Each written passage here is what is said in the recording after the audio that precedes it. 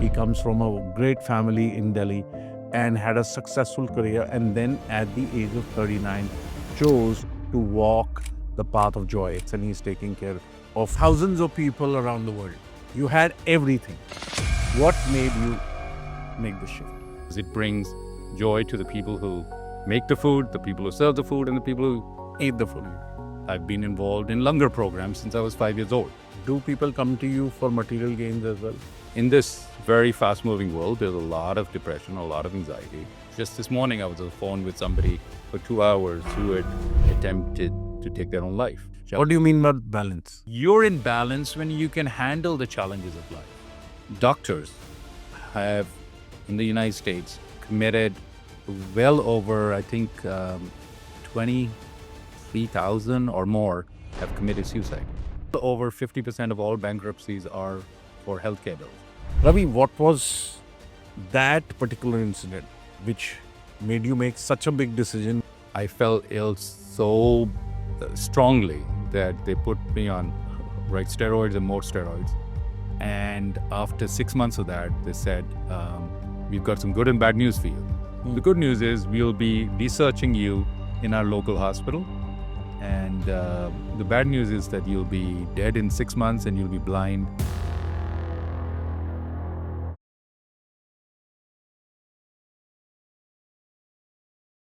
Welcome to a day forward. आज हम आपको एक छोटी सी ऐसी कहानी बताने वाले हैं जो आपके लिए बहुत ज़रूरी है। और मैं ये क्यों बोल रहा हूँ बहुत ज़रूरी है कि in the rat race that you and I are in, especially in all the big cities जिस पे हम बहुत सारा काम करते हैं, और अभी भी हो सकता है आप कुछ काम कर रहे हो और साथ साथ मेरा पॉडकास्ट सुन रहे हो। In this what we forget that we are not here alone. There are millions or billions of people around the world, and a lot of people need help. You and I might be privileged that we have money to put the food on the table, but there must be so many millions of people, and even in the best countries in the world, like United States, who will not have a meal on the table. So today we have somebody who has this kind of story, this kind of inclination. इन्होंने world की top companies में काम किया, world के best colleges में पढ़ाई की. He comes from a great family in Delhi and had a successful career, and then at the age of 39 chose to walk the path of joy that he calls for himself. इन्होंने लंगर लगाने शुरू कर दिए. कहाँ? United states में, because ये खुद कहते हैं कि यूनाइटेड स्टेट्स में बहुत ज़्यादा ज़रूरी मेडिकल लंगर की भी है, मतलब affordable I would say medical help, and food ki bhi hai. So he spent his life there, and he speaks about that. He speaks about Reiki. He speaks about how Reiki helped him recover a life-threatening disease at the age of 21, and he continued to take on that practice, and he's taking care of thousands of people around the world, looking at many projects now in India, Southeast Asia as well. So let's welcome Ravi Inder Singh. Thanks, Vipin. Thanks for having me over here. Yeah, Ravi. So just tell us one thing. You have been in the biggest boardrooms worldwide, and which people die for. They do all their studies. लोग बोलते हैं पढ़ाई कर लो, ये कर लो, वो कर लो, especially people from Delhi. And then they want to be in those boardrooms. You were there. You had everything. What made you make the shift? That's an excellent question. But first of all, I'd just like to thank you for having me here. I also want to acknowledge that you and I worked in Reiki healing some 20 years ago with your partner at the time. And I'm so happy to see all that you've accomplished over the last several years. You and your partner, just an inspiration. I also want to acknowledge the tons of free work that you did at Landmark. We have a common history at Landmark Education together. And for many of the people who won't know this, he's done well over 10 years of providing a phenomenal amount of service, all for free. I don't think he's earned a rupee out of that. Yeah. Just like I didn't earn a rupee or a dollar. So in many ways, our legacy of our time together has been very similar. Yeah. Every major faith, every major leader has always talked about love all and serve all. So I'm not here to give you any gyan. I'm just here to share some experiences, and whoever's listening, if they find that useful, good. And otherwise, I always say, "Mera mujh mein kich nahi, jo kich hai so tera." तेरा ही तुझको सौंप दे क्या लागे मेरा. Why do this? I personally believe it's walking my individual path of joy. Okay. I believe that everyone has their own path to choose. Whatever touches, moves, and inspires them. And, we've all got certain skill sets. Let's put them to the best of use. I see a lot of legacy creation in people of our age, or especially with my kind of white beard. They're all interested to leave a legacy behind. Okay. Sometimes that legacy is in scaling the size of the business. Sometimes that legacy includes their children being part of that business, or generational family wealth creation could be part of that legacy. Today in the United States, you won't hear about Bill Gates' son or daughter going into their business. It's mostly that they might support something that truly they have the unique skills to do. Right here in Delhi, I've been involved in langar programs since I was 5 years old. Going to Bangla Sahib Gurdwara, my mom has been a great mentor to me, has been a source of tremendous love. And we would just do langars like many other Sikhs do. It's kind of part of the DNA. In the United States today, there is a greater amount of poverty than we've ever seen before. And it's been growing. It's been rapidly growing.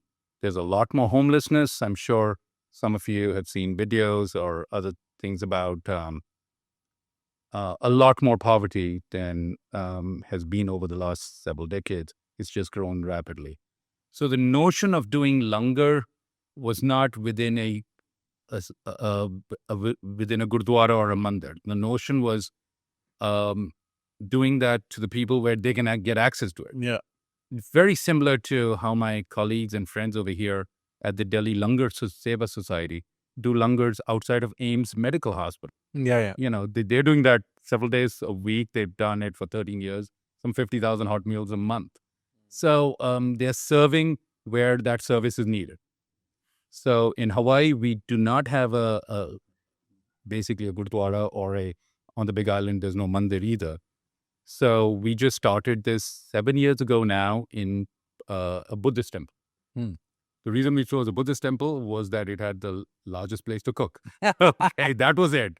The other churches had much smaller places to cook, and you need a certified community, basically a kitchen to cook in. You can't just make langar at home and just serve it on the street. You have to have food safety. So today, I'm really blessed that I can be here with you in Gurgaon while we have 150 people who are volunteering in that program. Wow. There's only 50 that we need every week. There's like 150 who are wanting to do that work. So very often I call langar plates of joy over there because it brings joy to the people who make the food, the people who serve the food, and the people who eat the food. Right, eat the food.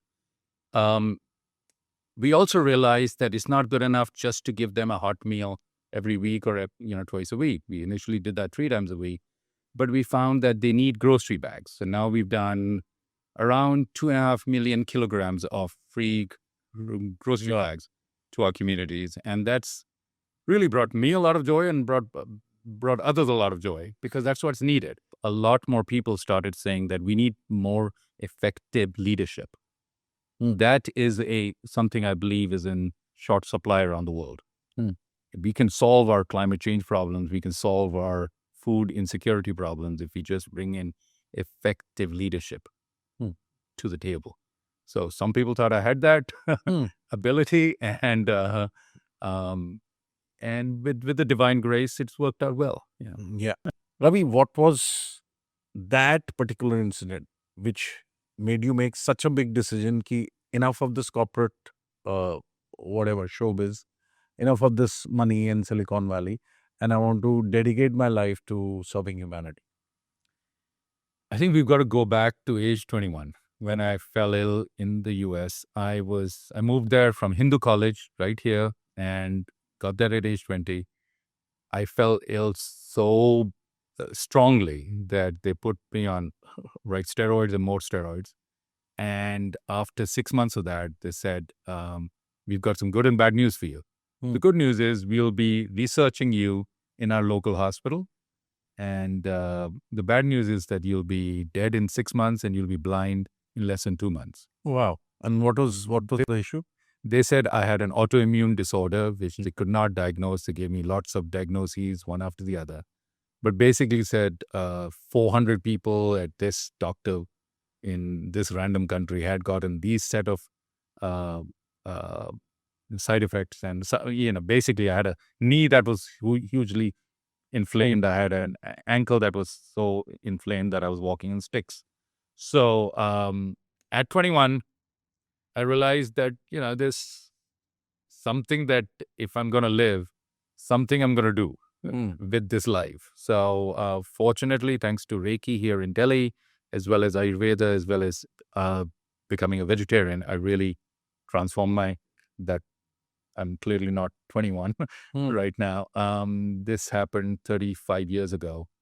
I think a lot of my life events after that life choices were made due to that event.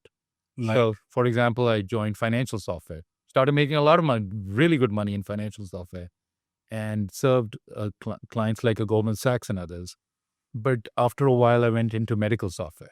You chose to? Yeah, I chose because even though we made less money in that, but we had the intention of being able to make a bigger difference.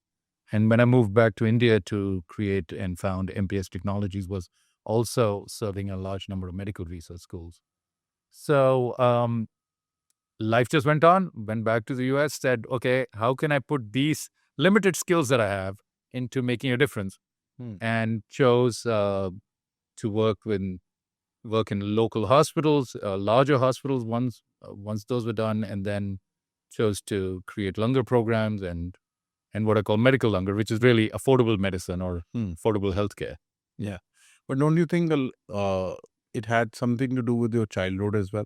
Because what your parents taught you? Yeah, right. I started this, as I mentioned, my mom has been a source of tremendous love. My dad worked in the Indian Navy, served the nation for 21 years. And, I think my first real memory of going to a Langar is going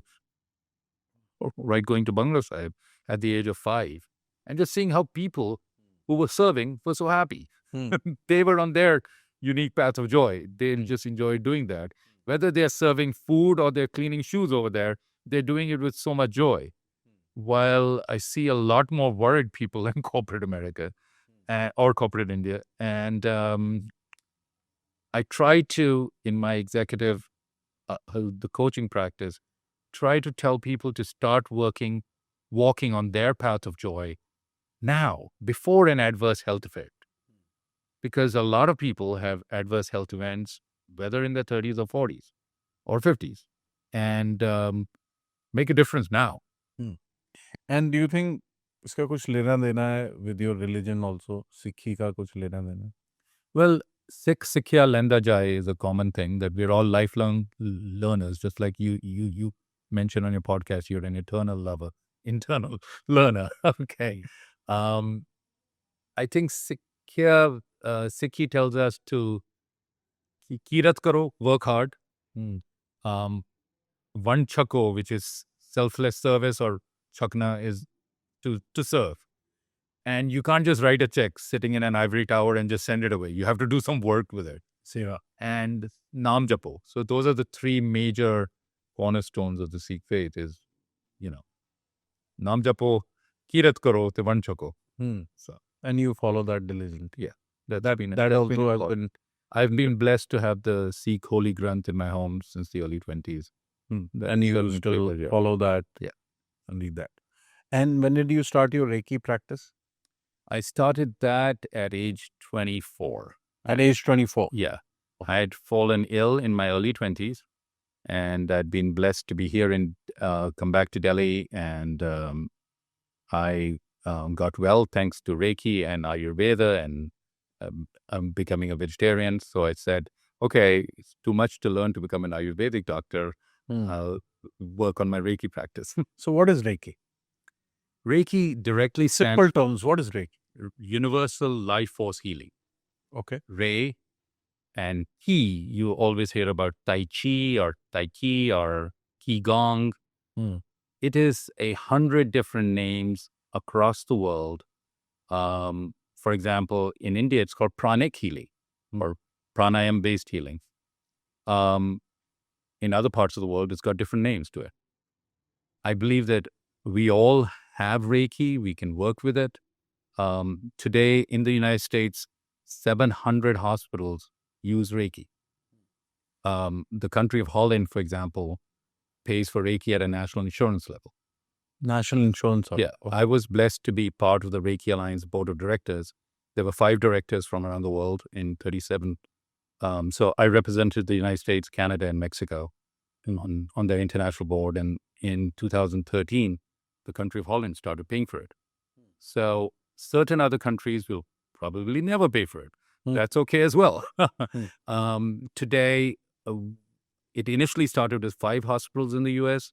Now there are 700 hospitals that do Reiki work. But how does Reiki work? When we talk about allopathic medicine or anything, we think, okay, we are popping this pill, it works.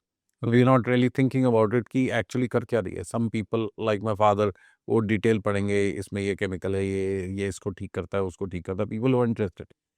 Reiki, how does it work?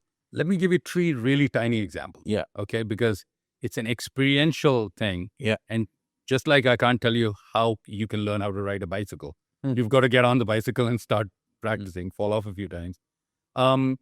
If somebody gives you a good pinch on your arm, immediately you're going to do this. Yeah, immediately. Immediately. Okay. If your kid comes to you and you want to bless them, you're always going down their back. Okay. Like this. Always, have you ever seen anybody going up the back? No. Okay. I promise you, if you try to do that even to your dog and you go up the back, they're going to look at you like, hey, Pippin, what's wrong with you today? Okay. So you're giving a certain amount of energy through your arms, through your hands, to everybody.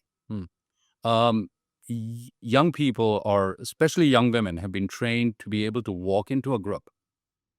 There could be 100 people standing there, and they immediately know this 5 or 6 people I'm safe with.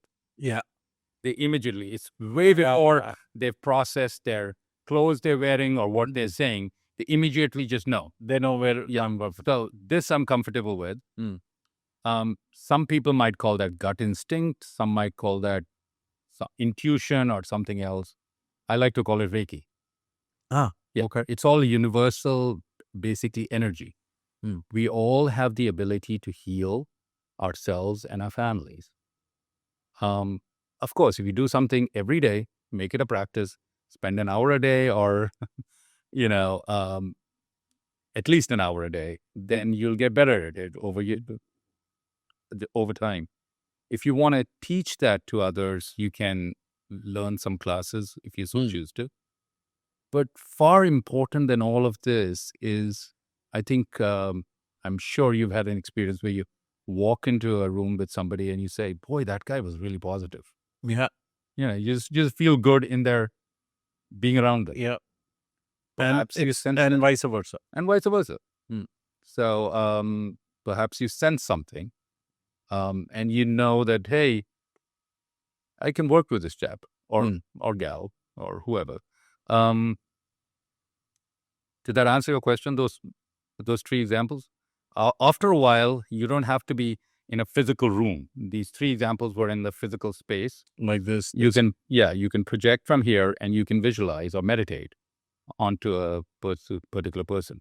You might remember 20 years ago, you and I did some work together. I remember. Yeah. But for our audience's sake, what you're saying is that if you're sitting here, and if you want to send Reiki to someone who's not even in this room, maybe not even in this building, maybe not even in this city, you can send. I actually work from Hawaii with people in 14 countries now.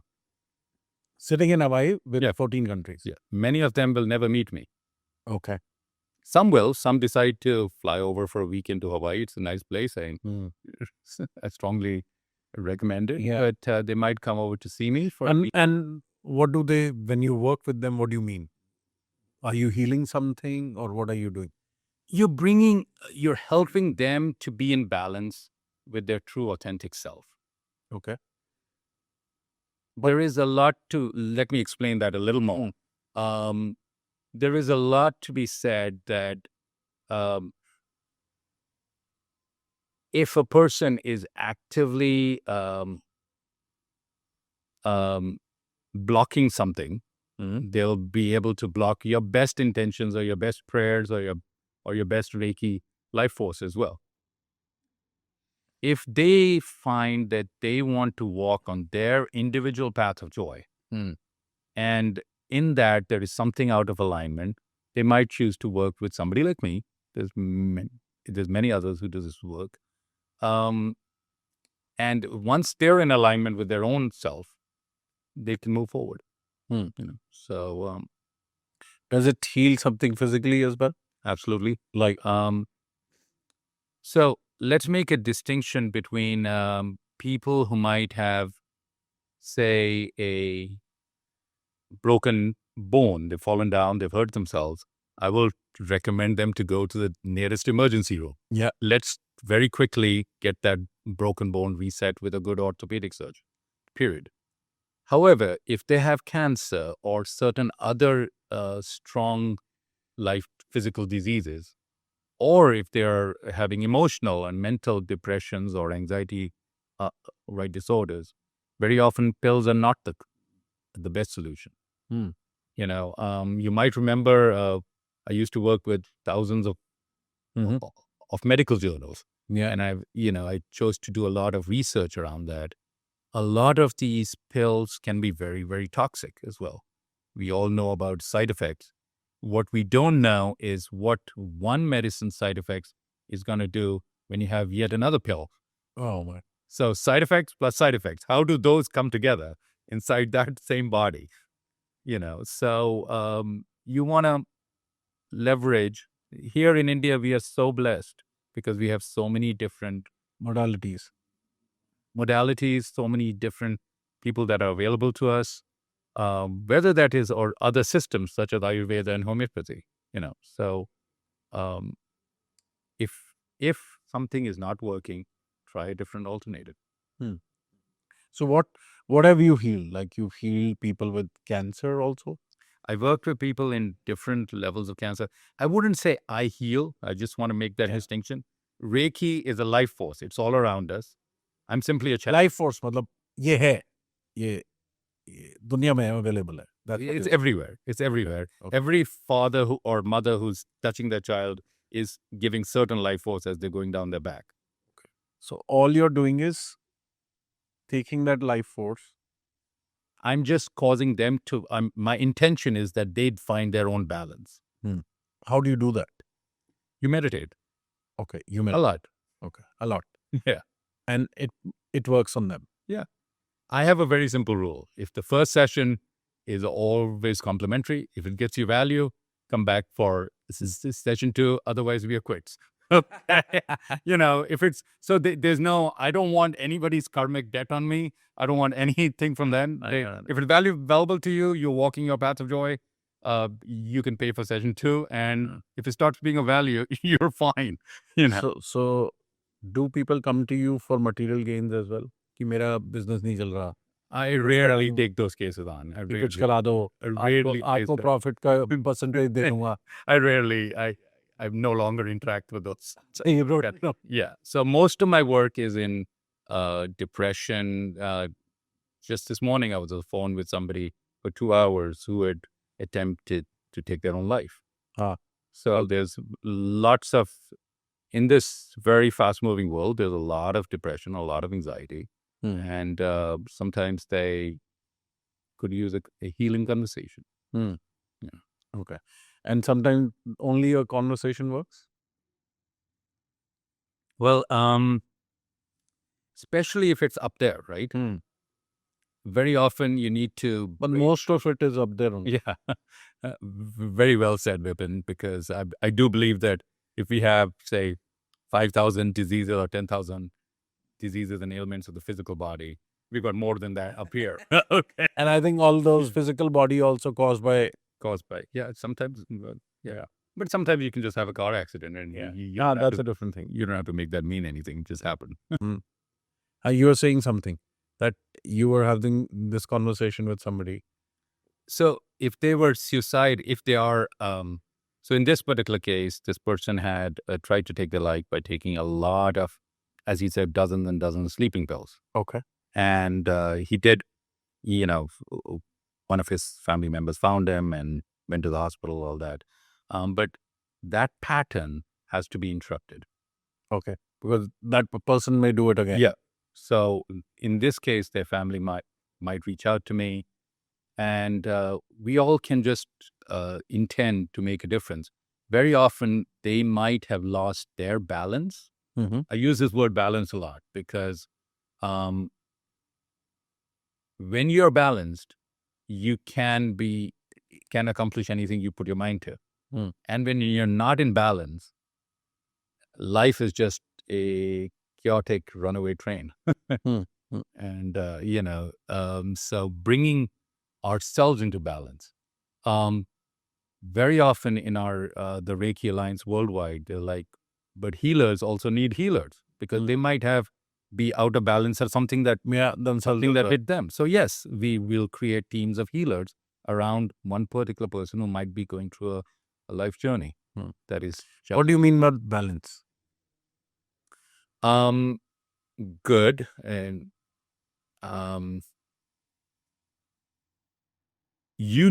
when you have been unstoppable. Mm-hmm. I've seen you in your various incarnations in different companies, different companies, different material incarnations. But when you've been unstoppable, then you're hey, I can accomplish this. And when you've had bad days. Mm-hmm. Now, people who suffer from chronic depression or any one of the anxiety disorders might be dealing with that at a much higher level. Most of it has been bad like that. So baggage, they've accumulated baggage. Now, thanks to some of that free work that we were doing, we're really good at getting rid of our baggage as well. Now, that doesn't help. That doesn't mean that bad stuff doesn't happen. Bad stuff will continue to happen. Yeah. And as you grow on your journey, you might have more bad stuff happen. Yeah. Okay. So you're in balance when you can handle the challenges of life. Period. If you're not being able to handle it, you might need a helping hand. But don't you think sometimes when people say that they're handling it, not necessarily they are? Describe that to me a little more. हाँ, अब कोई आदमी है, वो कह रहा है मैं बहुत बढ़िया तरीके से हैंडल कर रहा हूँ, उसके रिलेशनशिप की भी बैंड बजी हुई है, उसके बिजनेस में भी लोग लड़ रहे हैं उससे, वो कह रहा है मैं बड़ा अच्छी तरह से हैंडल कर रहा हूँ. उसके तरीके से that person may be in balance. How would that person get to know that I'm in balance? What's the check? Perhaps they'll never know. They'll never know. They might never know. If they are so deluded that their relationships are falling apart, their business is falling apart, and they still think they're in balance, they're not at the step one of beginning to understand where they are in life. So they're clearly... So there are people, you mean to say there are people who live their life the way they would, and they'll pass on to the next life without knowing what it is. There are people with thousands of lawsuits in that. Literally thousands. and they would never know that they were imbalanced. They might be narcissistic enough to think that they're just perfect, whole and complete in themselves. Yet, they've had multiple spouses, multiple issues. They've had multiple business failures. And they would say, "Sab theek hai." So, sab theek hai. And actually, let me return this with another example. You can have somebody who is phenomenally good in their business work. They make lots and lots of money. They even have a loving family who's always around them. No one wants to leave them. Neither their children nor their spouses is ever leaving them. They could be in phenomenal physical strength. They work out at the gym every day or whatever. They could even have a ton load of friends all the time around them, parties, huge houses. And they're a mafia don. Okay? Have you ever heard of a mafia don getting divorced? No. it rarely turns out No. very well. No, they can have multiple marriages, but they don't need to divorce. Yeah, they don't. So as a result, they can be completely, So I believe you're in balance. To complete your question, I believe you're in balance when you are working on your physical health. You're, you take care of your finances, but you're not driven by just your finances. But you're taking care of your family, and you have fun and friends, and you have a spiritual practice. So that example of the Mafidon does not have a spiritual practice. It may not have other stuff as well, because no matter what, if you're a mafia don, Mhm. I'm sure you would have a lot of mental pressure going on. Yeah. And you would always be hiding. Yeah. And you'd always be lying. And you'd always been doing stuff. That might be the medium quality dons. You're talking about the really good ones are not hiding. So they're not hiding. They're not hiding. They are out in the open, Yeah. running a few countries.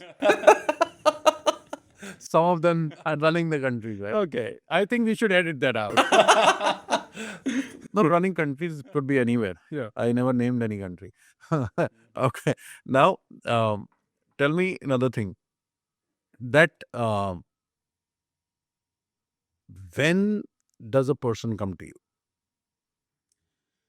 My practice is 100% word of Or mouth. to you or any Reiki, Yeah. so any spiritual healer? Um, Don't you think they're always looking at something material? no, they might be very much in a physical health issue. They might have a relationship breakdown, which is causing tremendous emotional stress on them. They might have a work breakdown at work, which is causing mental stresses on them. They are so physical, emotional, mental. Very often, they might not be in balance with their spiritual self, or in some cases, they just don't know what the hell that is. Okay, so they want to talk about that. So a lot of the executive business coaching work that I do with CEOs of large companies or medium-sized companies is helping them walk on their individual path of joy.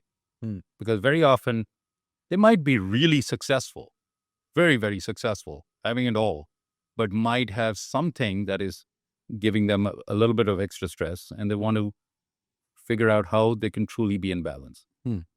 And just give few examples of individual paths of joy. Well,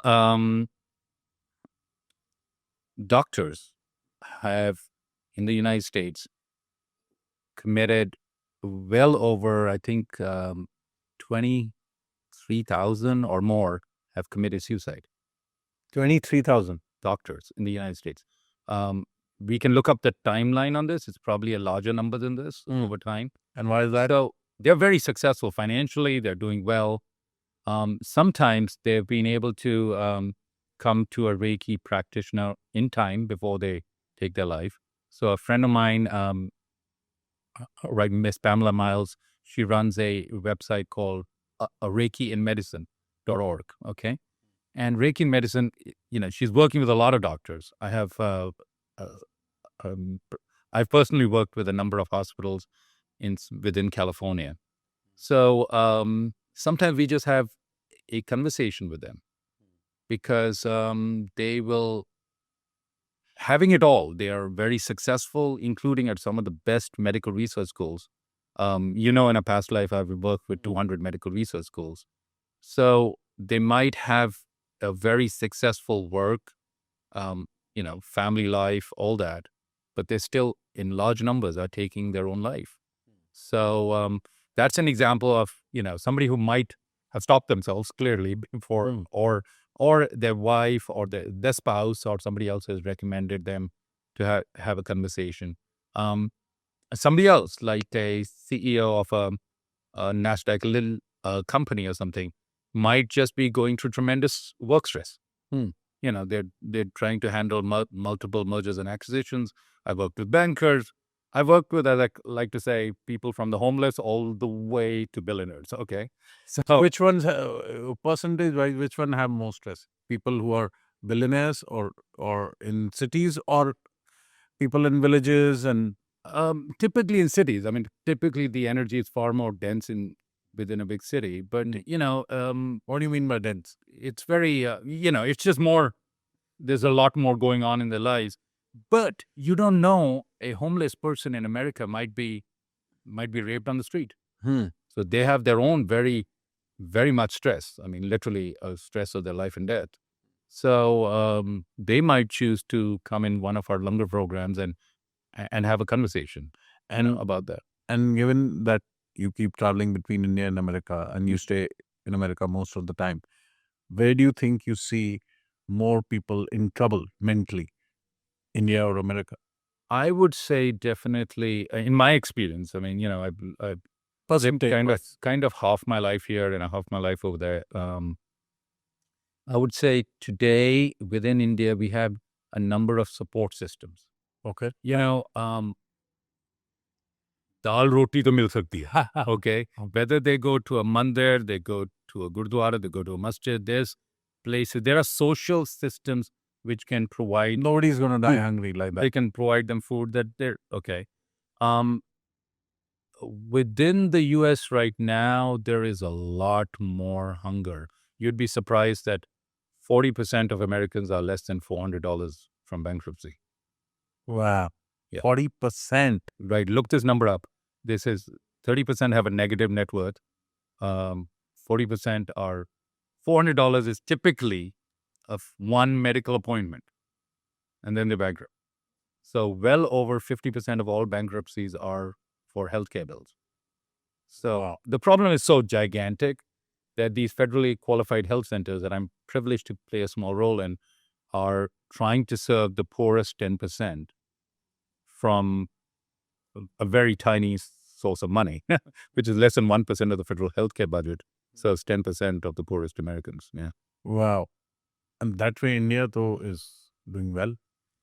Yeah, I mean, it's so different. Every place has its own unique challenges. So I wouldn't really go down the comparison hole, because it's a, we have our own challenges with pollution. We have our own challenges with water.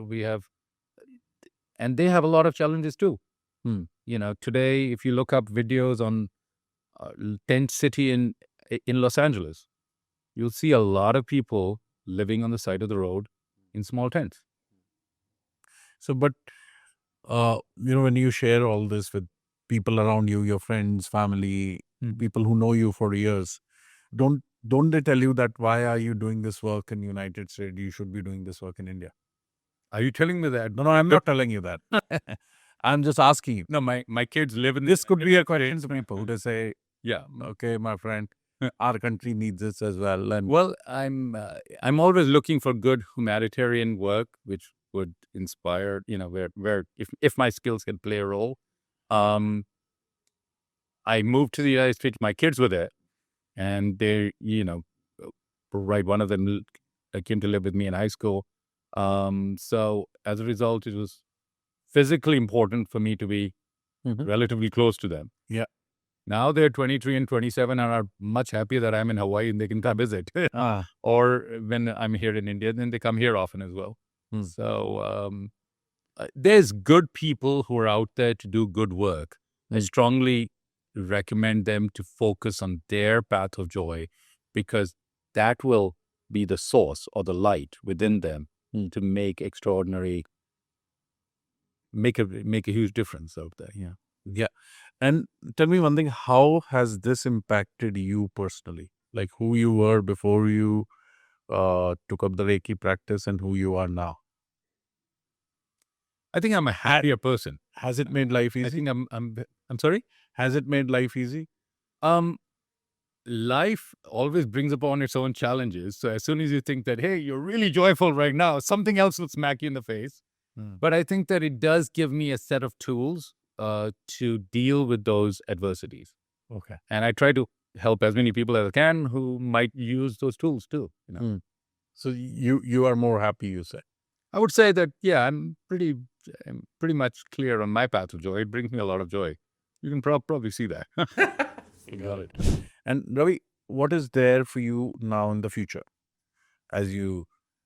I'm looking at different projects across Southeast Asia, across India as well. One of my brothers is involved in a free hospital that they've created, a 700-bed hospital outside of Bangalore. He really wants me to come and talk to him about that. And but there are other people doing wonderful humanitarian projects. I believe that I'd love to serve our nation or serve this part of the world in different ways. So I'm really right now exploring and talking to a number of people, and we'll see what's next. I'll keep you updated, Bipin. Yeah, thank you. Thank you so much, Ravi. Thank you for being on our podcast, and wish you all the best with all kind of langas that you want to do. Thank you so much for all you do.